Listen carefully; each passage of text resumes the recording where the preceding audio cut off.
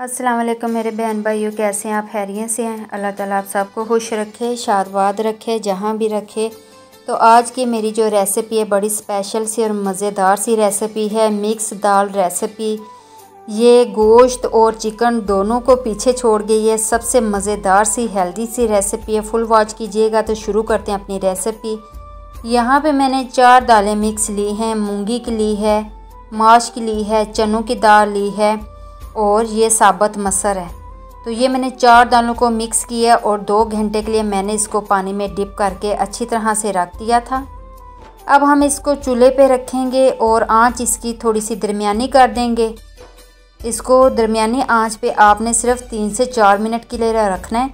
जब इसमें उबाल आए और इसमें स्पंज बनने लगे तो आपने इसका फोम यानी कि इसका जो स्पंज है ऊपर से उतार के एक प्लेट में या बिन में इसको गिरा देना है और इसको अच्छी तरह से साफ़ कर लेना ताकि सारा स्पंज इसका उतर जाए।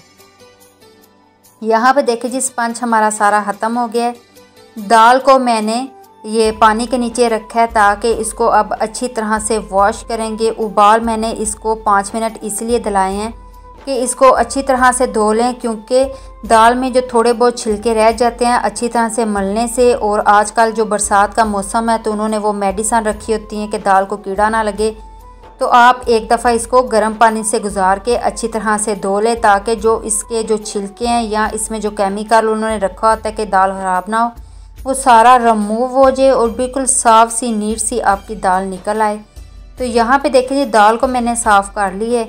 अब हम इसमें ज़रूरत के मुताबिक इसमें पानी डालेंगे। पानी इतना ज़्यादा नहीं डाला क्योंकि 2 घंटे मैंने इसको पहले ही पानी में भिगो के रखा हुआ था और ये बिल्कुल जल्दी से बनने वाली ये रेसिपी है।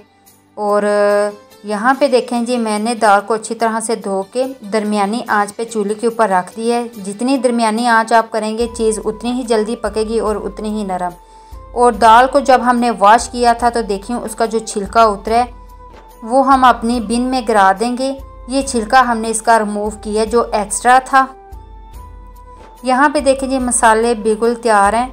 और मसाले में मैंने लिया है प्याज, 1 अदद मेरा बड़ा प्याज था, और लहसुन है, टमाटर हैं, 2 अदद टमाटर थे, हरी मिर्चें हैं, धनिया और कनौर की टिक्की है। दूसरी तरफ चलते हैं। यहाँ पे देखें जी, मेरा लाल मिर्च है, नमक है, गरम मसाला है, सूखा धनिया और हल्दी। हल्दी मैं हर खाने में लाजमी डालती हूँ, इसके बहुत ज़्यादा फ़ायदे हैं, आप भी लाजमी डाला करें।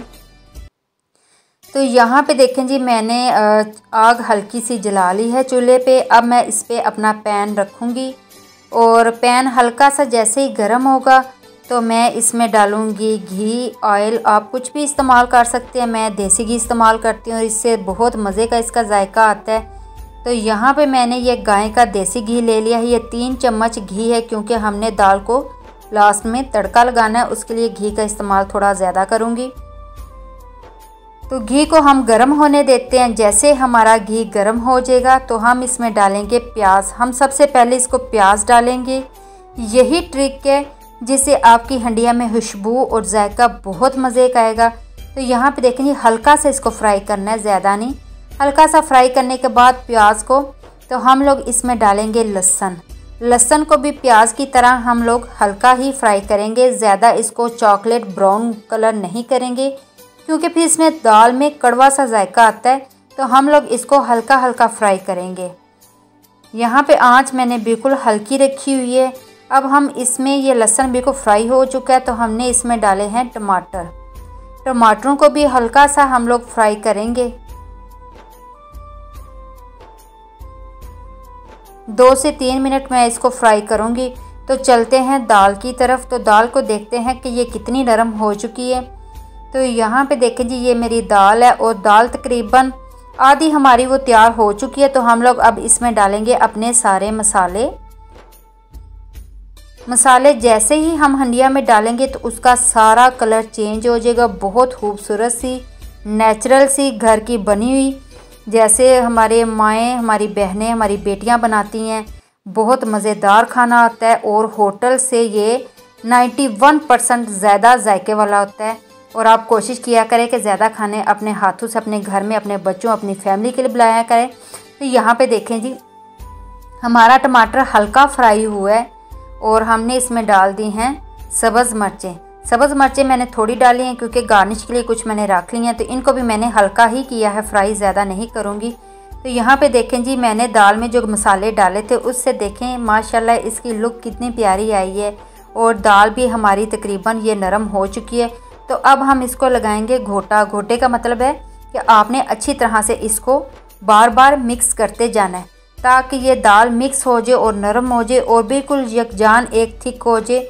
यहाँ पे देखें जी, मैंने इसमें सारे मसाले जो मैंने फ्राई किए थे वो मैंने सारे इसमें डाल दिए क्योंकि दाल हमारी तकरीबन ये अब रेडी होने को बिल्कुल तैयार है। तो मैंने कहा कि चलें, इसको उबाल आ रहे हैं तो साथ ही हम लोग इसको मसाले डाल के फिर अच्छी तरह से इसको मिक्स करेंगे ताकि वो ऑयल, प्याज और टमाटर जो मैंने डाले थे वो अच्छी तरह से इसमें मिक्स हो जाएं। माशाल्लाह इसकी लुक देखें कितनी प्यारी सी है। तो यहाँ पे देखें जी, दाल बिल्कुल हमारी तैयार हो चुकी है, मसाला इसमें मिक्स हो चुका है। तो चले हम एक बाउल में इसको डालते हैं। तो यहाँ पे मैंने सारी दाल अपने बाउल में डाल दी है। माशाल्लाह से बहुत मज़े की बनी है और बहुत ही खूबसूरत इसकी लुक आई है। तो मैंने कहा कि मैं क्यों ना आपके साथ ये वीडियो शेयर करूं कि मैं दाल को किस तरह साफ़ करती हूँ, किस तरह बनाती हूँ। तो मेरी जितनी भी रेसिपी शुरू होती हैं, मैं जितनी भी रेसिपी अपनी आपके सामने लेके आती हूँ, वो मेरी धोने से लेके, कटिंग से लेके, पकाने तक की वो मुकम्मल रेसिपी होती है।